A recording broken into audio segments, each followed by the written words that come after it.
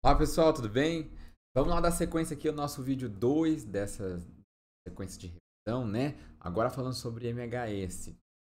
Vou tentar aqui focar naquilo que é de mais importante. MHS é um assunto grande, então nos interessa e que vai aparecer aí para nós na avaliação.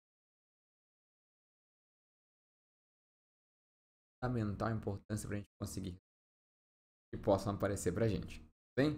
Então vamos lá.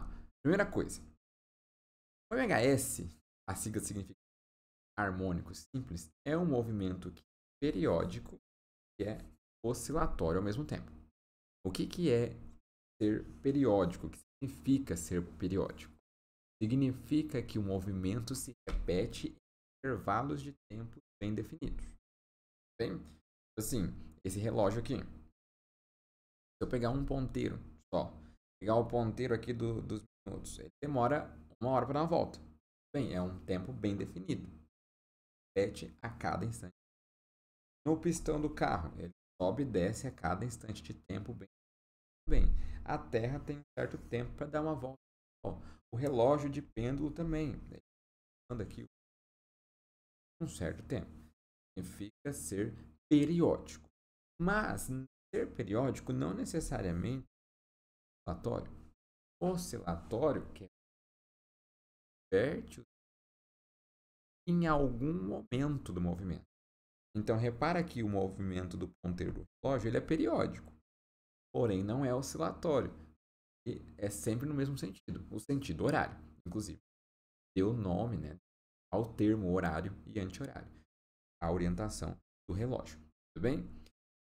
Já o movimento do pêndulo, além de periódico, é oscilatório. Hora para lá, hora para cá. Hora para lá, hora para cá. Então ele oscila. E é periódico também. Assim como o movimento do pistão. Sobe, desce, sobe, desce. A Terra, no seu movimento de translação, ela tem um movimento periódico. Demora 1 ano para dar uma translação. Porém, não é oscilatório. A Terra não inverte o sentido. Sempre na mesma direção. Bem, base nisso, vamos continuar para a gente entender o nosso MHS aqui. Existem dois termos bastante importantes para nós, que é o conceito de período e de frequência. O que é cada um desses termos? Um deles. Seguinte, vamos lá. Por definição, período é o tempo necessário para dar uma oscilação completa. Tempo necessário para dar uma oscilação completa. Então, eu vou dar um exemplo aqui. Se eu tenho uma roda bicicleta, por exemplo, ladeira, rapidão essa bicicleta, e essa bicicleta, o pneu dela dá cada 2 segundos, dá 8 voltas, 8 voltas a cada 2 segundos, qual é o período de oscilação dessa roda? O período não é o tempo necessário para dar uma volta? Se ela dá 8 voltas a cada segundos, então ela vai dar uma volta em quanto tempo? Ah, pela letra T maiúsculo. Resolvendo essa regra de 3 aqui, bem, 8t é igual a 2, portanto, t vai ser 2 e 8. T vai ser 1/4 de segundo.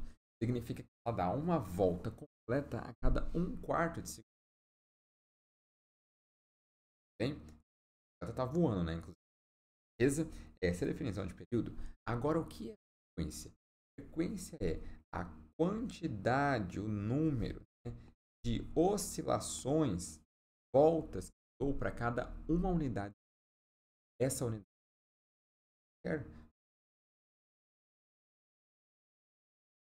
horas. Então, para essa situação aqui da bicicleta, a roda dá 8 voltas a cada segundos. Agora eu quero saber.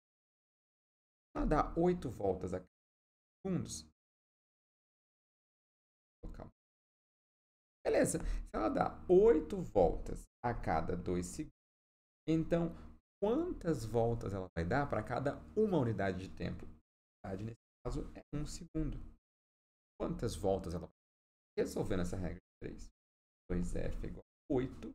F vai ser igual a 8. 2. F, até onde eu sei, 8 sobre 2 é 4. 4 o quê? Voltas por segundo.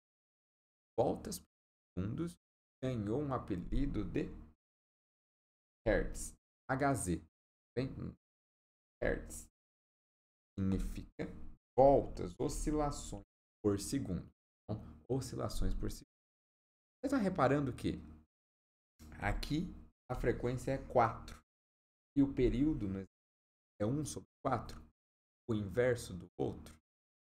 Não é coincidência, tá?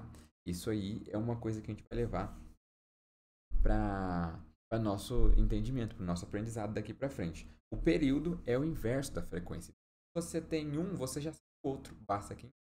Então, se o período é 3 segundos, a frequência é 1/3. Se o período é 5/4, a frequência vai ser 4/5. E assim sucessivamente, um inverso do outro, tá bom? Essa relação aqui é bastante válida e bastante beleza. Mas vamos começar aqui a falar do MHS, né? Movimento harmônico. Teremos 2 sistemas, dentre vários que possam classificar como MHS. Bom, é o sistema massa-mola e o sistema de pêndulo simples. Bem, esses 2 sistemas aqui, algumas coisinhas deles só. Bem curto o assunto, dá para a gente pegar bem tranquilamente nossa avaliação. Vamos lá. O que é um sistema massa-mola e o que é um sistema de pêndulo simples? Começando aqui pelo sistema massa-mola. Como o próprio nome sugere, é formar uma massa e um bloco de massa M e uma mola qualquer. Bem? Mola qualquer.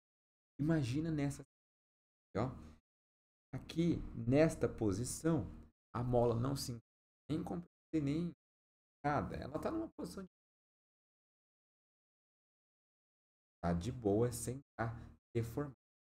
Maravilha. Aí a gente vem aqui e comprime ela, levando essa mola para este lugar, tirando ela da sua posição de equilíbrio para uma posição distanciada x metros, x centímetros. Esse x é em unidade de distância, então metros, centímetros. Esse x é quantos metros a mola se encontra deformada em relação à posição de equilíbrio dela. Tudo bem? Então, se eu afastei ela 10 centímetros aqui, vale 10. Só que eu posso afastar 10 para trás, comprimindo a mola, ou 10 para frente, puxando a mola. Então, esse x é tanto para um lado quanto para o outro. Bem, algumas notações para representar aqui como 0, aí aqui menos x, mais x, é para dizer que... Mas tudo bem. Nosso entendimento. Beleza? Então, repare o seguinte. Comprimir essa mola. Olha o que vai acontecer. Soltar, ela vai ganhar velocidade, vai vir para cá, vai passar pelo 0 de novo. Agora ela vai continuar seguindo, só que freando até alcançar um patamar aqui máximo. Aí ela volta, passa pelo 0 de novo, até que retorne aqui a posição. Bem, a amplitude desse movimento é realmente esse movimento. Então, se eu iniciá-lo aqui, por exemplo, ela vai dar uma oscilação completa quando ela passar pelo 0, ir até o máximo esticado, daqui do máximo, voltar passando pelo 0 até chegar a dar a posição. Ela percorre 4 amplitudes para dar um. Bem, passa pelo centro, vai até o máximo, volta passando pelo centro até chegar, partiu. Então, ela deu. Período seria o tempo que ela demora para fazer o trajeto completo. Bem, é o sistema massa-mola aqui. Agora, vamos pensar aqui na força elástica. O que é que está acontecendo? Quando eu comprimo a mola para cá, a força elástica está apontando. Como é que você sabe, Gustavo?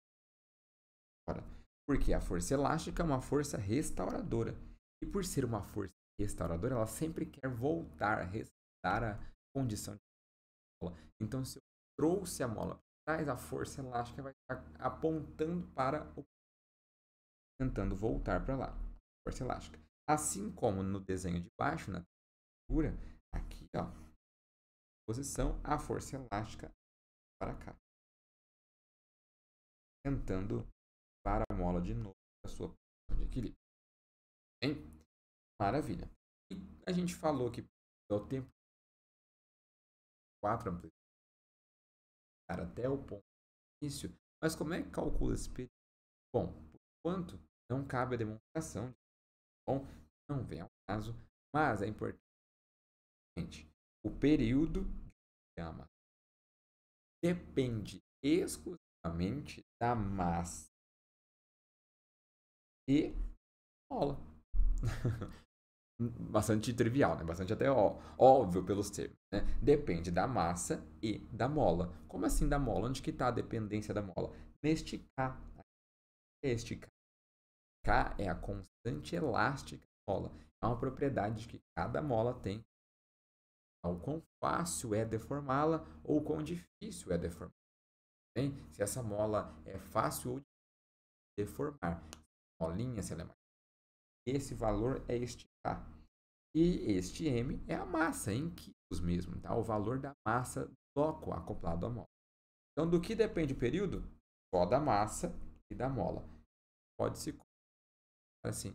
Poxa, olha só, por exemplo, se eu pegar a mesma massa e a mesma mola, colocar ela oscilar na horizontal, depois pegar essa mesma massa, no teto, vai para o vertical, aí a gente tem que pensar assim. Faz até um pouco de sentido pensar que na vertical o período seria maior, né? Ela demora mais para voltar porque agora a gravidade está interferindo, né? Aí você fala, então, se eu te perguntar em qual das duas situações o período é maior, tende a responder direto. A gravidade não interfere? Ei, você está vendo G aqui de gravidade? Do que depende o período? Depende da massa e da mola. No exemplo que eu dei, eu mudei a massa e a mola ao pendurar no teto ou na chão, na vertical, na horizontal? Não, eu afirmei ainda que era a mesma mola. Então, o período vai ser o mesmo, independente da angulação da mola seja. Nossa, mas como assim? Pois é, por mais contraintuitivo essa realidade aqui vai funcionar. Na hora que eu pulo a mola que está aplicada no teto, mas então, mais para retornar, sim, de fato, ela estica mais. Porém, na hora que ela volta muito rápido. Ela acaba o período da mola, que só depende do valor da massa e da mola. Bem, vamos lá fazer umas questões aqui mais parecidas aí, mais dadas na nossa avaliação. Bem, determine a frequência angular de um oscilador massa-mola de elástica igual a 320 metros. Isso aqui é o K. Bom, K.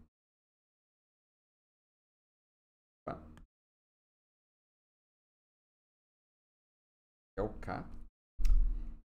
De um corpo, né, que tem de um sistema massa-mola que tem um corpo de quilos pendurado nela. Esse aqui é o M. É a massa. Bem, temos a massa e temos a... Ele quer saber o quê? Ele quer saber frequência. O que é isso? Se fosse período, eu já ia saber. É tranquilinho calcular período, como a gente já viu. 2π raiz de mk. Você basta que os valores. Ele pediu uma tal de frequência angular. Bom, frequência angular também é um outro da velocidade angular, né? Lá na aula de frequência angular se calcula também desta forma aqui, é o ômega. Já tinha. Lembra que o ômega pode ser dado por 2 π vezes f, lá do primeiro vídeo da aula de MC. Então ele quer saber isso daqui, desta mola, né? Para encontrar esse valor, eu só preciso do valor de f. Só preciso. Você sabe encontrar a frequência desse sistema de mola? Sabe sim. O período.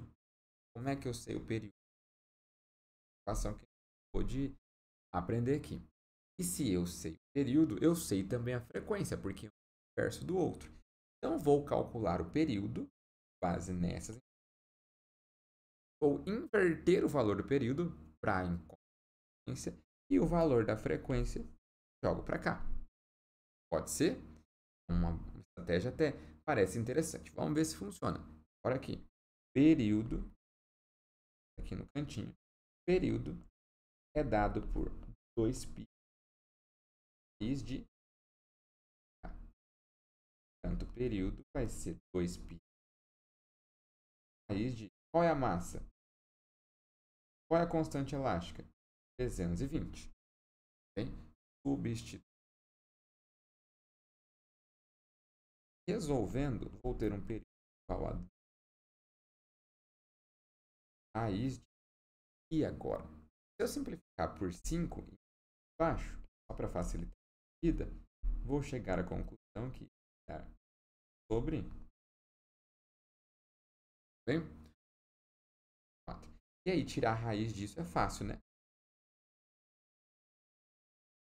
Raiz de 1 é 1. Raiz de 4, 8. Resolvendo aqui essa expressão. Bom, vou deixar assim. 2π oitavo. Você já vai entender. Vai facilitar. Bora simplificar o 2. Errado não. Bom, 2π. 2π vezes 1. Esse é o período. Beleza?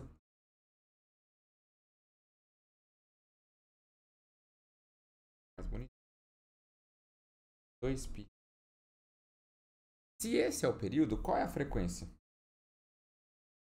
Lembrando que frequência é versus período. Lembrando que a frequência é período.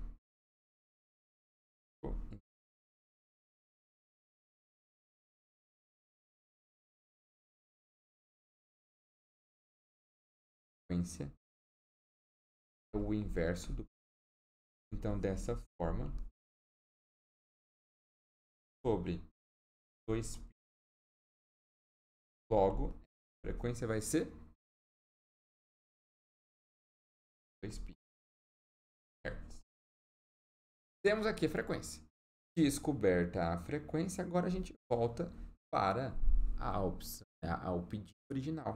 A frequência angular vai ser 2 vezes a frequência que a gente acabou de encontrar. 8 sobre 2π. Okay? 8 sobre... Okay? Aí agora você... De simplificar, por isso que eu... Resultando que é 8. Aqui por cima. Bem? Então aqui está a nossa. Boas? Bom, feito essa daqui, bora continuar.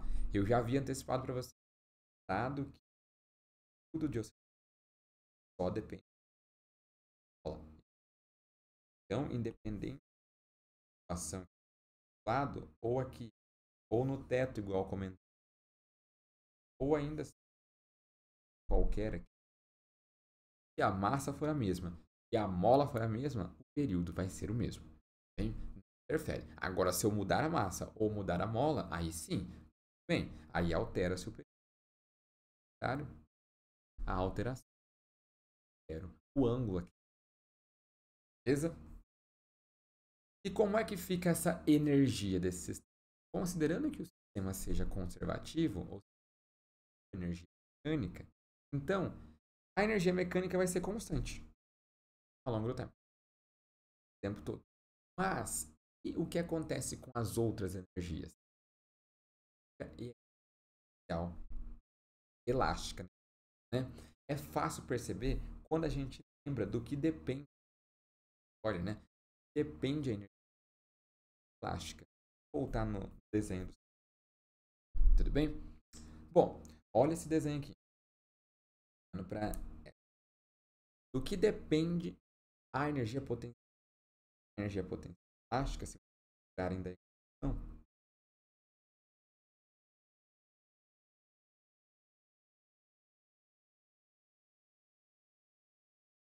ela depende da mola, tá? E depende do quadrado da deformação. Bem? Essa deformação é a nossa variável. Ela pode variar. O K é sempre com.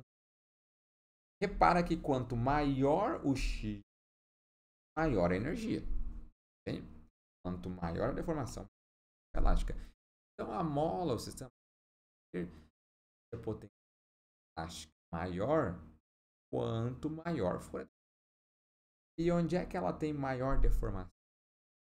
Nas extremidades. Então repara que quando ela está aqui no máximo, ela tem a sua máxima, o máximo X. Então aqui a energia potencial elástica vai ser máxima. Agora, quando ela estiver aqui, ó, na posição de qual é a deformação? Realmente zero. Ela não tem deformação, ela não se e nem compressão.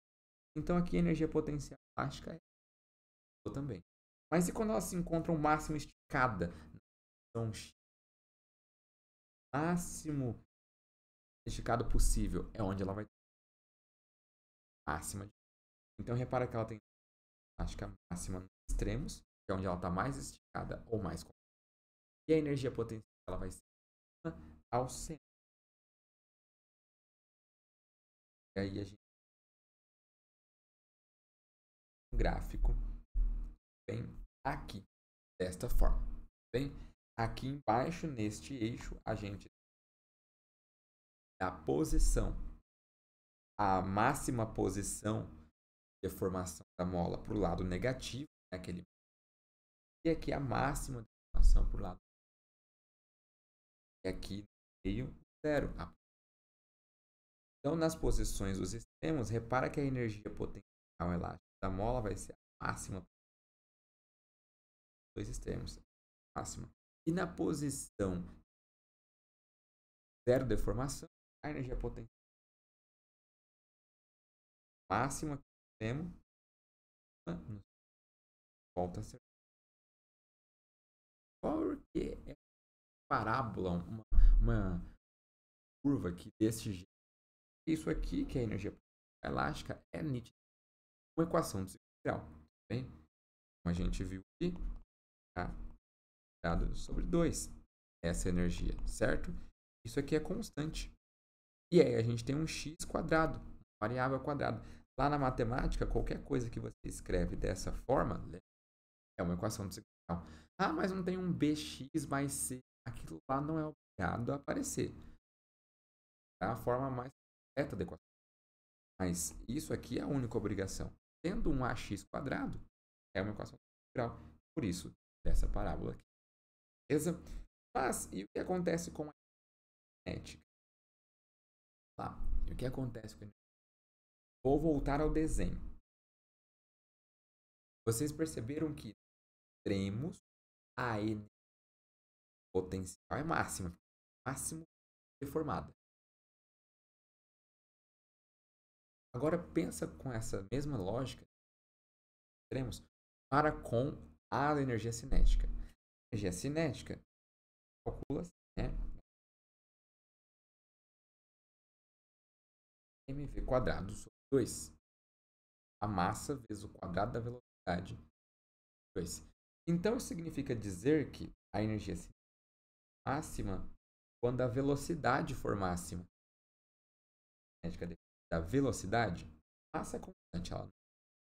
Então, quanto mais velocidade, maior a energia cinética. Bem? Onde aqui, em qual posição a velocidade é máxima? A velocidade vai ser máxima no centro. Porque olha só, assim que eu soltar esse bloco nessa posição, começar a ganhar velocidade, ganha, ganha. Quando ele passa aqui, ele vai ter a velocidade possível. Aí, após ele passar do centro um pouquinho para frente, Aí ele começa a frear, porque a mola começa a puxar ele de volta. Freia, freia, freia, freia, freia. Até chegar aqui na extremidade oposta e parar instantaneamente. Beleza? Ter velocidade zero. Então aqui nos extremos a velocidade dele é. E aqui no centro a velocidade dele vai ser a máxima. Então eu soltei aqui, ó. Aqui ele estava em repouso, né? Velocidade igual a zero. Posição. Soltei. Ganha, ganha, ganha. Velocidade ganha, ganha. Quando passa no centro é a máxima possível. E aí ele passou um pouquinho para frente do centro, volta a diminuir. Até chegar aqui na outra velocidade. Então a velocidade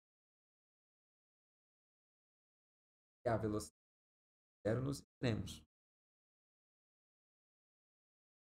Máximo centro de energia. Bem, vai ser mínimo aqui nos extremos. Então a gente consegue também colocar um gráfico. E o da cinética, como é que vai ficar? Vai ficar assim. Opa. Errado. Este daqui.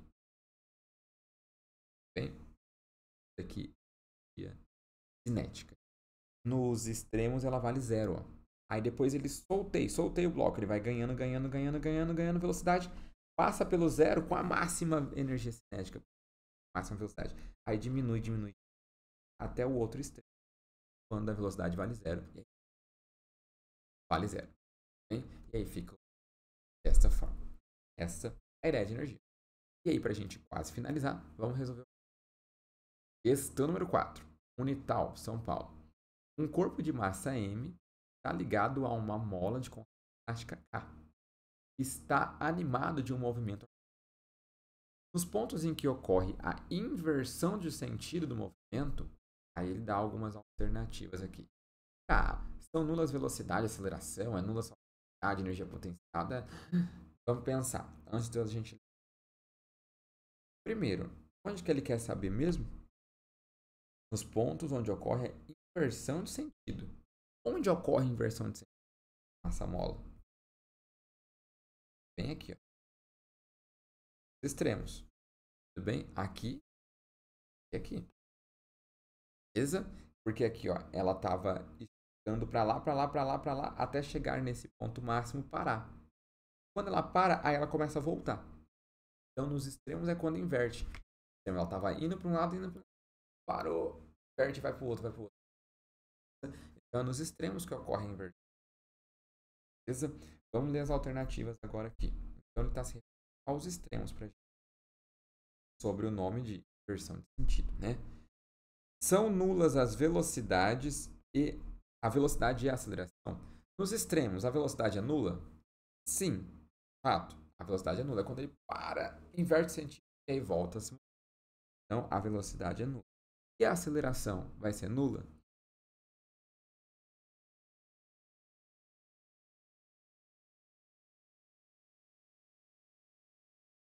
Não são, tá bom?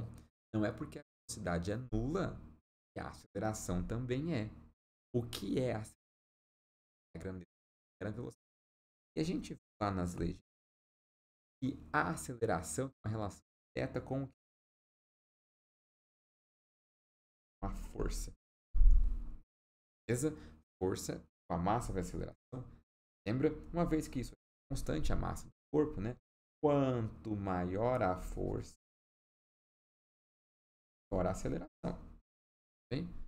Onde então a força, que nesse caso é a força elástica, né? Onde então a força vai ser maior? Porque onde ela for maior, e é justamente nos extremos em que a força.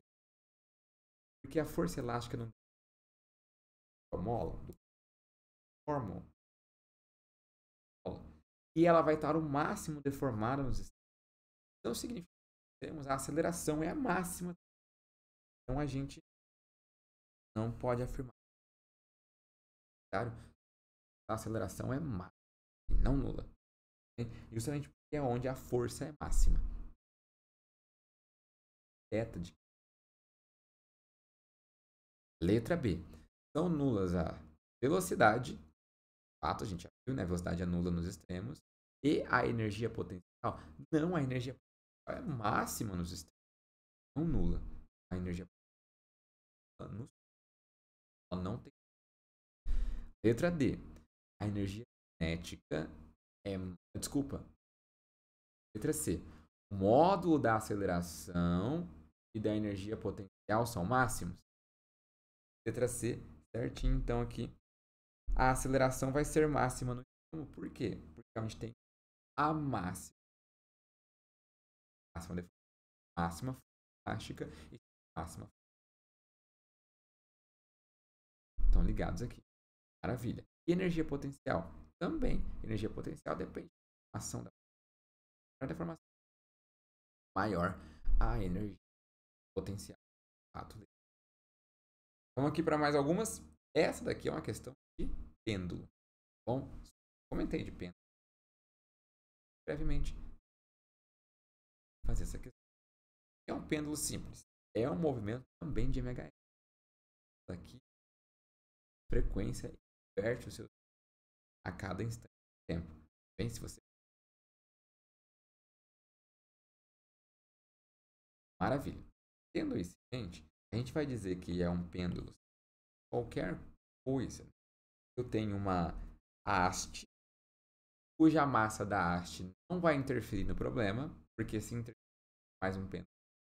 Então eu tenho uma haste cuja massa não interfere e um corpo pendurado aqui, nessa modo, as dimensões desse corpo são possíveis em relação ao tamanho da haste.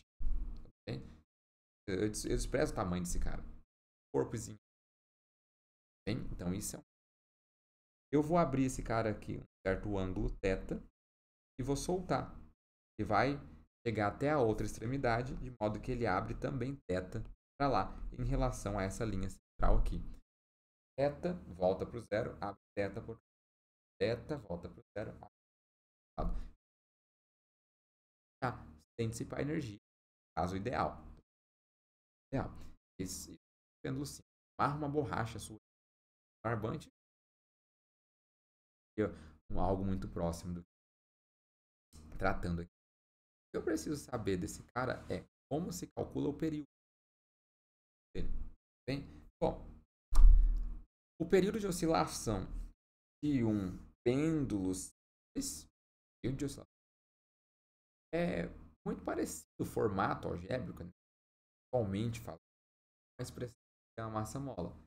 2π raiz de uma fração, tudo bem? Só que lá era raiz de A, e aqui vai ser raiz de L sobre G. O que é L? É G. Bom, L é o tamanho desta haste aqui. Metros. Bem? Então, é o tamanho dos metros. E G? G é a aceleração gravitacional. A Terra vale aproximadamente 10 mais lugares aí ao longo do universo que podem ter maiores, 16 ou menos do que 10 também, né? Na Lua, por exemplo. Bem, então depende do comprimento da haste e da aceleração gravitacional do local. Mas não vai estar sempre na Terra? Uma questão hipotética, ele pode. A Terra também oscila, tá bom? Depende do para ser bem criterioso. Beleza? O G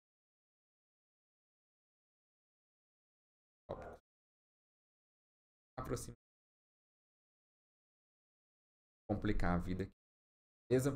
Então, do que depende o período de oscilação de um pêndulo? Beleza? E eu aumentar o comprimento da haste, aumenta o período. E agora a gente consegue. Do Enem, né? Vamos lá. Enem. Christian Huygens, em 1656, inventou o relógio de pêndulo.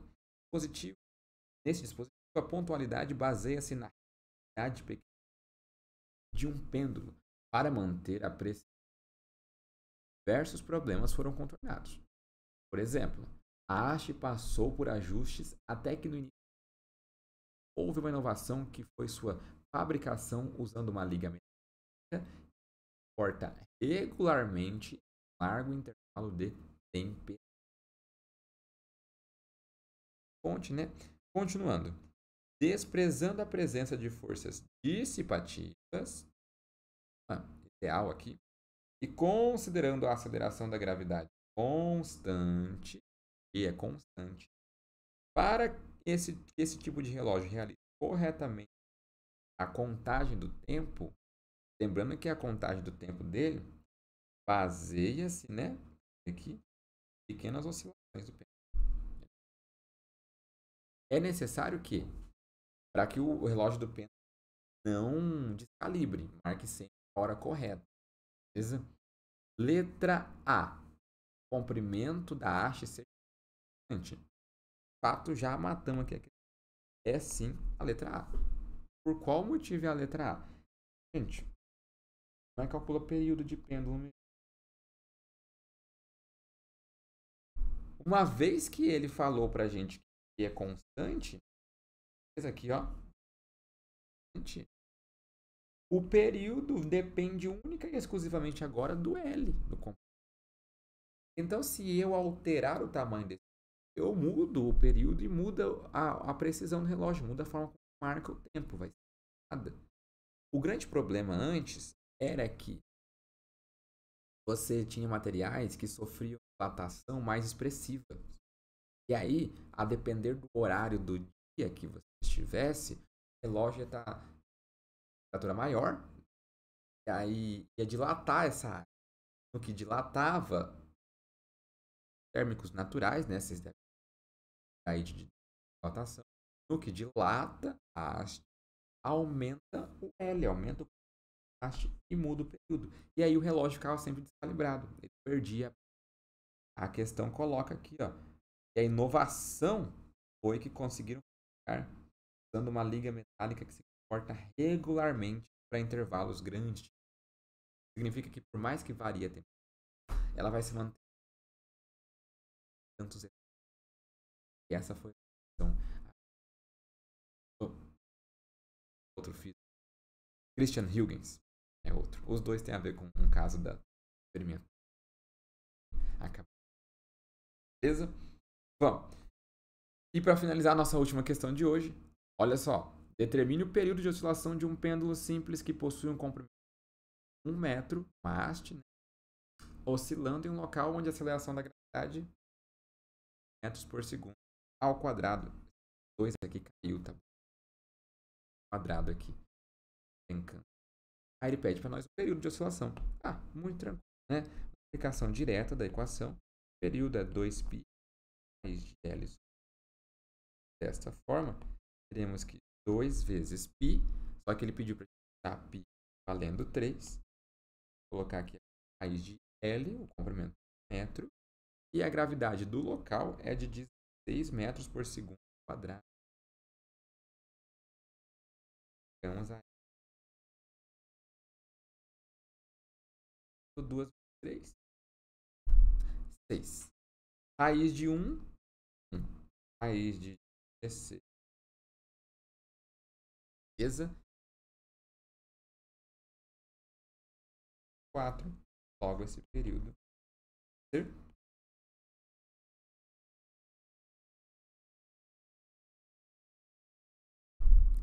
Bem? Perfeito. Encerramos, pessoal. Bom, espero que tenha ajudado. Verdade, foquem nisso. Nada mais, nada. Alunos e façam questões parecidas. Façam essas questões. Reassistam. Bom, pode tirar dúvida à sua disposição. Dando isso aqui, vai arrasar. Feito. Obrigado. Até a próxima. Valeu.